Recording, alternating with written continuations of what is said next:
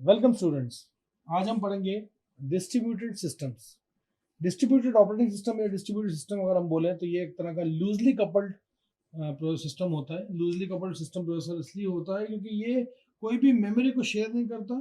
सारे के सारे प्रोसेस के पास सारे के सारे जितने प्रोसेसर होते हैं उनके पास सबकी अपनी लोकल मेमोरी होती है, और ये कोई भी मेमोरी ऐसी कोई अटैच नहीं होती जिसको डायरेक्टली एक्सेस कर ले किसी भी दूसरे प्रोसेसर के जरिए। मतलब यहाँ पे जो कॉन्सेप्ट है, शेयर्ड मेमोरी का कॉन्सेप्ट बिल्कुल नहीं है। इसलिए ये क्या है, लूजली कपल्ड है। और टाइटली कपल्ड होता तो एक ही मेमोरी होती और बाकी सारे लोग उसी को यूज कर रहे होते तो काम हो जाता। खैर, लूजली कपल्ड सिस्टम जो है उसको मैसेज पासिंग के जरिए हम इस्तेमाल करते हैं, और आपस में जो इंटर प्रोसेसर जो है वो आपस में कम्युनिकेशन या सिंक्रोनाइजेशन जो करती हैं वो सिर्फ मैसेज पासिंग के जरिए कर सकती है।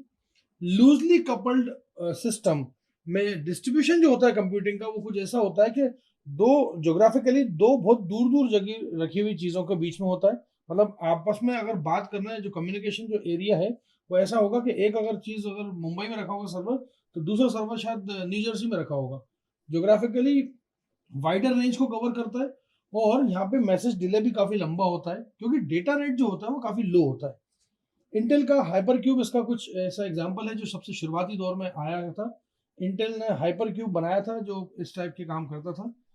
उसके बाद यहाँ पे कुछ डिसएडवांटेज भी है और कुछ एडवांटेज। में हम एडवांटेजेस की बात कर लेते हैं। जो एडवांटेजेस है वो ये है कि आपकी रिसोर्स शेयरिंग, जैसे मान लीजिए कलर प्रिंटर है। अब कलर प्रिंटर काफी एक्सपेंसिव है, जाहिर सी बात है। कलर प्रिंटर 25,000 का आप खरीद के लाओगे तो इससे बेटर ये है कि उसको शेयर कर लो आपस में। तो डिस्ट्रीब्यूट सिस्टम ऑफिस के अंदर एक अगर प्रिंटर है तो मेरे ख्याल से सब लोग मिलके उसका इस्तेमाल कर सकते हैं उसके आईपी एड्रेस से। खैर, उसके बाद जितना भी आपका डिस्ट्रीब्यूटेड सिस्टम है उसकी जो टोटल कंप्यूटिंग पावर होती है ना, वो हमेशा याद रखिएगा बहुत ज्यादा होती है। वो मेन फ्रेम कंप्यूटर जो होता है ना, उससे भी ज्यादा होती है। आपस में भाईचारा होता है इनके अंदर। डिस्ट्रीब्यूटेड सिस्टम में अगर एक सर्वर फेल हो जाए तो दूसरा सर्वर क्या करता है, सिस्टम को बैकअप करने के लिए तैयार रहता है, और उसकी एक रेप्लिका जो है वो उसके पास मेंटेन रहती है। जिससे कि क्या होता है कि उस सर्वर को टाइम मिल जाता है एक दो दिन का वापस से अप होने के लिए। जैसे वो सर्वर अप होता है तो वापस से वो सर्विसेज प्रोवाइड करने लगता है। मतलब ये है कि यहाँ पे अपने कंधों पे बोझ ले लेता है दूसरा सर्वर, और उस सर्वर को गिरने नहीं देता। मतलब ऐसा नहीं होगा कि सिस्टम एकदम कोलैप्स हो जाए पूरा। ठीक है। उसके बाद यहाँ पे ह्यूमन टू ह्यूमन कम्युनिकेशन जो है वो काफी इजियर है मेल्स के जरिए।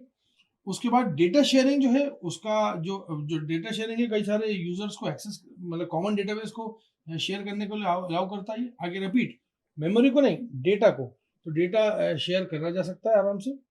ना, एक ही डेटाबेस बनाइए, उससे सब लोग यूज करिए। ये तो कुछ एडवांटेजेस थे distributed computing, distributed operating system के। और अब आते हैं इसके डिसएडवांटेज। सबसे बड़ा डिसएडवांटेज ये कि अगर मान लीजिए मेन नेटवर्क फेल हो जाए तो पूरी इंटायर कम्युनिकेशन जो है वो रुक जाएगी। मैं मानता हूँ कि वर्चुअलाइजेशन का कॉन्सेप्ट है। फेसबुक का जो मेन सर्वर रखा होगा, जो मास्टर सर्वर होगा, वो शायद फेल होगा तो जाहिर सी बात है बहुत सा नुकसान होगा। लेकिन उनने मास्टर सर्वर की भी दो तीन कॉपी बना तो रखी होगी, जिससे कि मास्टर सर्वर इतनी आसानी से फेल होगा नहीं कि एकदम बत्ती गुल हुई और गायब हो गया, ऐसा नहीं होगा। खैर, उसके बाद यहाँ पे एक और डिसएडवांटेज है कि जो भी डिस्ट्रीब्यूटेड सिस्टम है उसकी जो लैंग्वेजेस हैं जो यूज होती है उसके अंदर, वो कोई भी वेल डिफाइंड नहीं है। जितने भी सिस्टम, जिस टाइप की भी सिस्टम आप जो यूज करते हो वो काफी एक्सपेंसिव आते हैं डिस्ट्रीब्यूटेड सिस्टम के लिए। जो अंडरलाइंग टेक्नोलॉजी, अंडरलाइंग सॉफ्टवेयर है वो काफी कॉम्प्लेक्स है, और काफी सारे लोगों को आते भी नहीं है।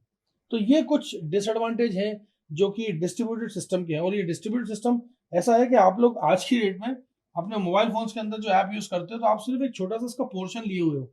जैसे आप सिर्फ अपना प्रोफाइल पिक अपलोड कर दिया आपने, या कुछ कमेंट लिख दिया, या लाइक कर दिया कोई फोटो को, वो सिर्फ इतना सा पोर्शन आपने करा, एंट्री होती सर्वर पे है। सर्वर जो है वो आपको नहीं पता होगा, वो डिस्ट्रीब्यूटेड कंप्यूटिंग के जरिए कौन सा सर्वर कनेक्ट कर रहा होगा ऑन द फ्लाई आपको पता नहीं। और लेकिन आप जब भी अपना यूजर नेम पासवर्ड डाल के खोलोगे तो आपको सेम चीज दिखेगी, अदर इट्स जीमेल और फेसबुक और एनी अदर थिंग, लिंक्डइन, जो भी आपकी प्रोफाइल है। ये था डिस्ट्रीब्यूटेड सिस्टम का concept. Thank you so much.